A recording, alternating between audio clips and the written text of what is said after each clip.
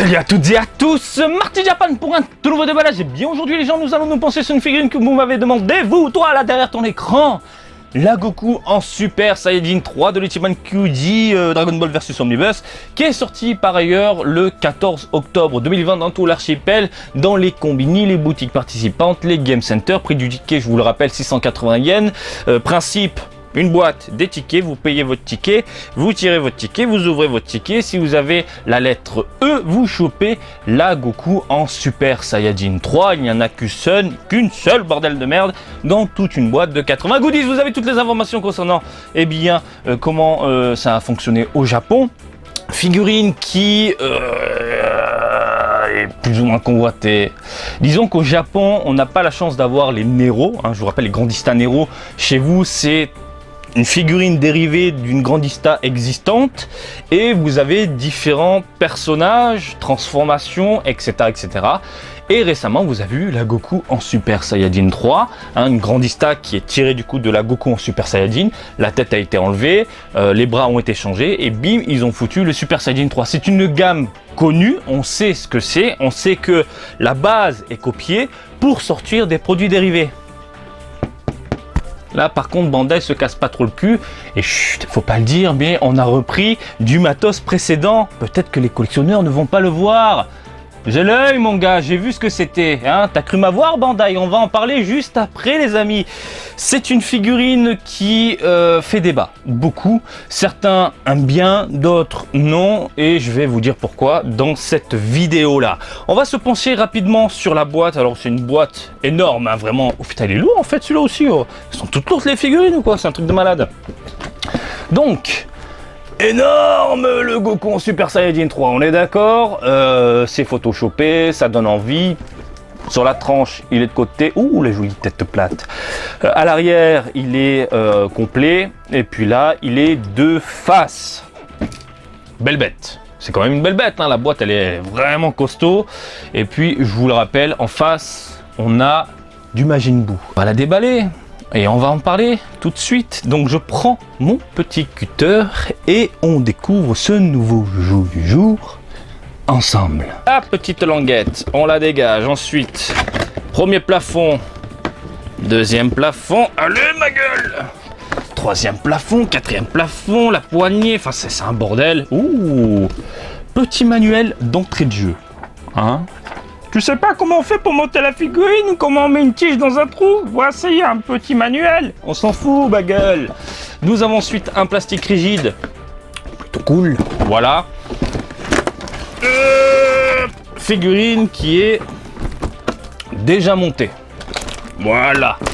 Et puis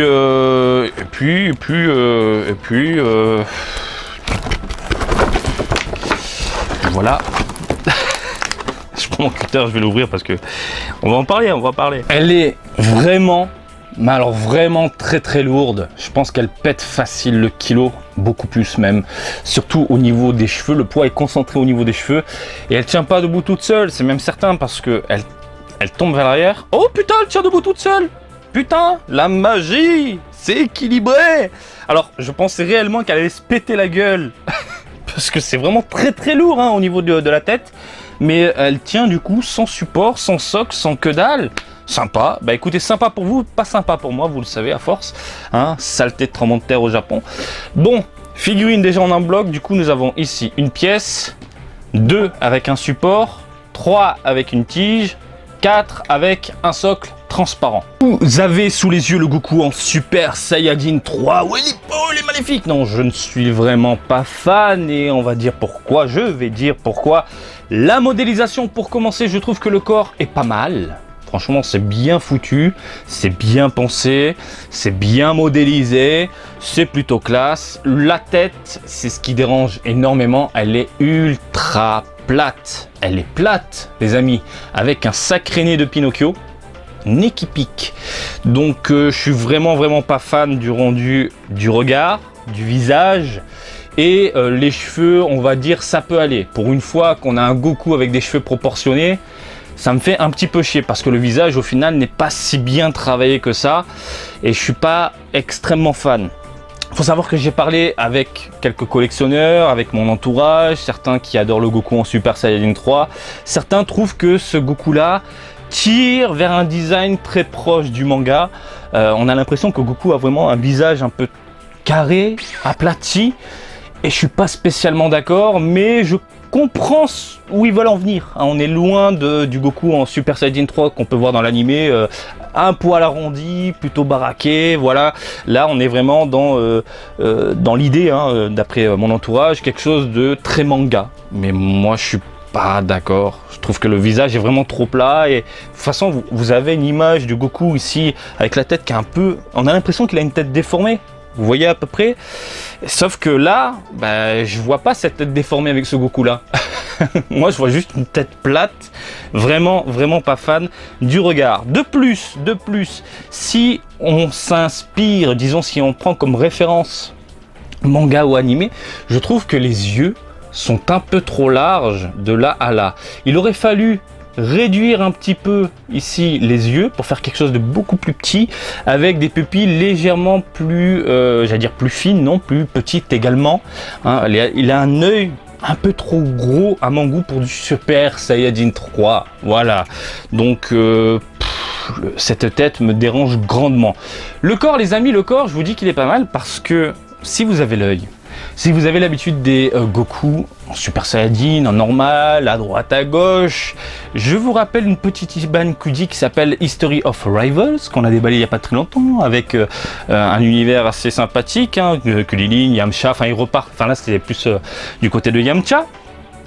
Voilà, ça vous dit quelque chose? Vous vous souvenez le recyclage d'une Goku qui était déjà sorti il y a très longtemps dans une autre Ichiban Kuji qui date de je sais plus quand, Super Saiyajin, je sais plus c'était quoi le nom. C'est le même corps. Alors je l'ai vu en regardant quelques photos de déballage un peu sur Twitter. J'ai fait mais c'est bizarre, pourquoi le Goku là il a des vêtements qui partent un peu en l'air comme s'il y avait une aura qui s'en dégageait, quelque chose de vénère, alors que là il a un regard plutôt neutre, juste le poing levé, parce que justement à la base cette figurine là c'est un Goku énervé avec les deux poings serrés, la bouche ouverte en train de se déchaîner, voilà, donc forcément les vêtements suivent, et là bah non, c'est le Goku, je suis désolé, il est neutre, il n'y a pas vraiment ce côté vénère où tu sens que les vêtements décollent. Ben voilà, Bandai fait du gros recyclage, mais chut, on essaye de passer en douce. Peut-être que les collectionneurs vont pas s'en apercevoir. Ben si ma gueule, je l'ai vu. Alors, toute cette partie-là, y compris le bras, pareil, pourquoi avoir foutu un bras comme ça? Je m'étais dit, mais pourquoi le bras comme ça? Pourquoi pas mettre le bras long du corps, comme on peut le voir dans une certaine illustration où le Goku regarde de côté, ou je sais pas, pourquoi pas. En fait, la réponse elle est toute simple, économiser du fric, c'est-à-dire que toute cette partie-là, bras compris, c'est du recyclage. C'est le corps d'une Goku en Super Saiyajin, en normal, en blue, et ils ont juste rajouté la tête qui est juste là, et ce bras qui a été modifié, tout simplement. C'est du fist. C'est du fist. Pour moi, c'est du fist du dragon. Le dragon, il est là. Dragon Punch, tu vois. Donc, ça fait chier. J'aime pas ce genre de petit délire un peu... peut-être qu'ils vireront rien, tu vois. C'est du recyclage puissance 1000 et je suis pas très fan de ça. Attention, néanmoins, j'aime bien faire cette parenthèse-là. Vous allez me dire, ouais, mais les Grandistanero, c'est pareil. Sauf qu'on est déjà au courant. Toi, en tant que consommateur, tu sais que c'est un dérivé d'un produit existant. Là, si tu ne le vois pas, Bandai, pour eux, c'est « Oh, regarde, il y a une nouvelle figurine de Goku 3 !» Et je déteste un peu ce côté mensonge, au final. Mensonge, hein, parce que voilà, la communication Grandista, on reste dans cet univers-là, ça, c'est un bras. Le bras du dragon. Voilà, je dirais pas où est-ce que le dragon va, mais je suis pas content de ça. Cependant, Bandai m'aurait fait un visage beaucoup mieux travaillé. J'aurais râlé, je pense, sur le corps, c'est même certain. Mais franchement, avec un visage travaillé, etc., j'aurais dit, bon allez, une Goku 3 en Super Saiyajin, j'en ai pas. Ça peut le faire, mais la gueule est vraiment pas du tout bonne, à mon goût et à mon sens. Voilà.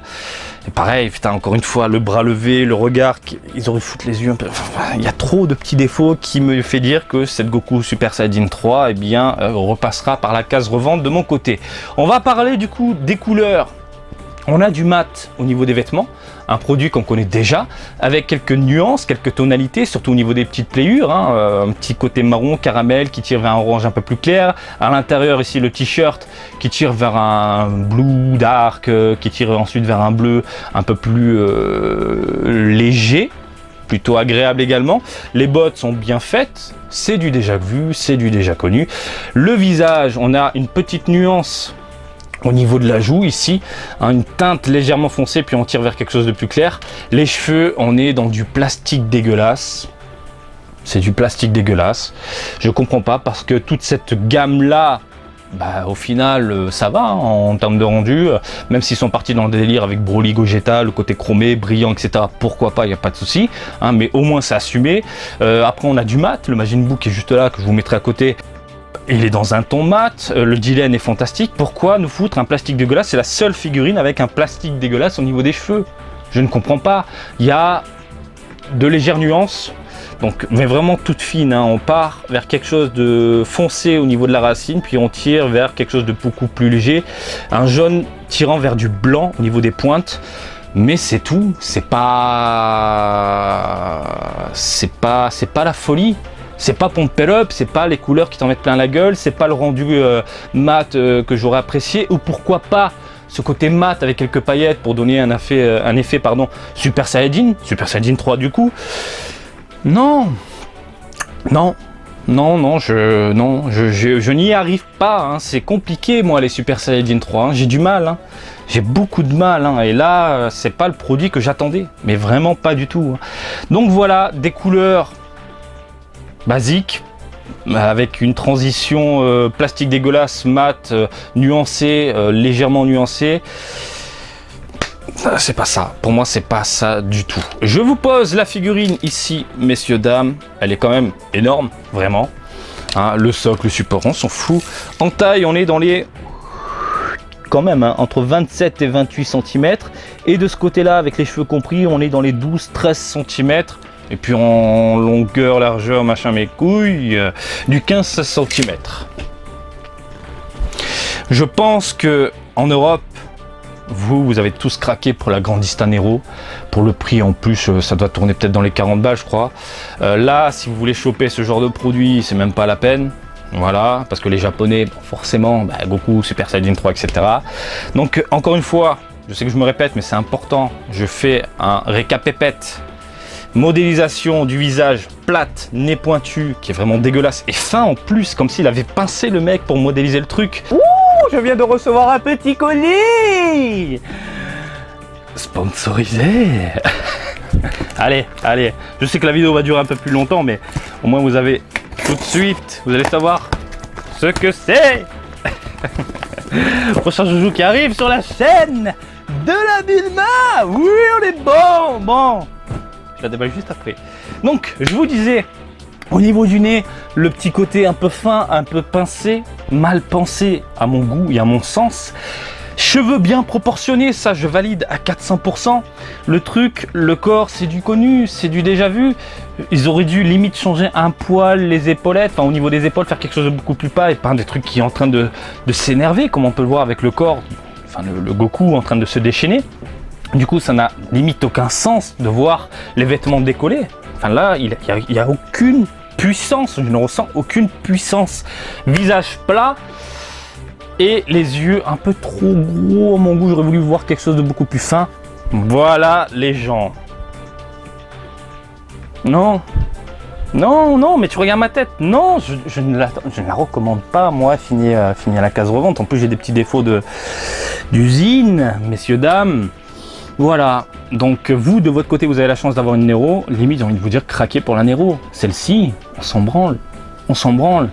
C'est dommage parce que les Goku Super Saiyajin 3 il n'y en a pas énormément, mais la Grandista Nero je pense qu'elle est supérieure à ça. Et ça, mon coco, tu vas vite dégager. Vite fait, je vous mets, oui, le petit Majin Buu, à côté. C'est tout de même sympa de voir les proportions. Et les proportions sont bonnes. Encore une fois, même si je crache globalement sur cette Goku en Super Saiyajin 3, quand tu mets quand même en scène 2 personnages, je trouve ça joli quoi. J'aime vraiment pas la tête plate. Hein. Là je le vois avec son regard de côté, il a vraiment une tête plate, comme si on lui avait mis une coup de bang. C'est dégueulasse. Bon bref, quand on met en scène du coup les 2 personnages, je trouve ça sympathique. Je pense qu'avec la Grandista du coup de Nero, allez voir la vidéo de Franzy Stark, à la fin il met en scène du coup la Majin Buu avec la Grandista Super Saiyajin 3 de Goku. Ça a de la gueule, ça a clairement de la gueule, ça pète sa race, c'est de la bombe atomique. Celle-ci, c'est bisous, bye bye. Voilà, j'espère que ce petit déballage vous a plu. Comme d'habitude, je vous invite à me suivre sur Twitter et Facebook, Marty Japan, et je vous dis à très bientôt. Allez, salut, bisous, ciao ciao.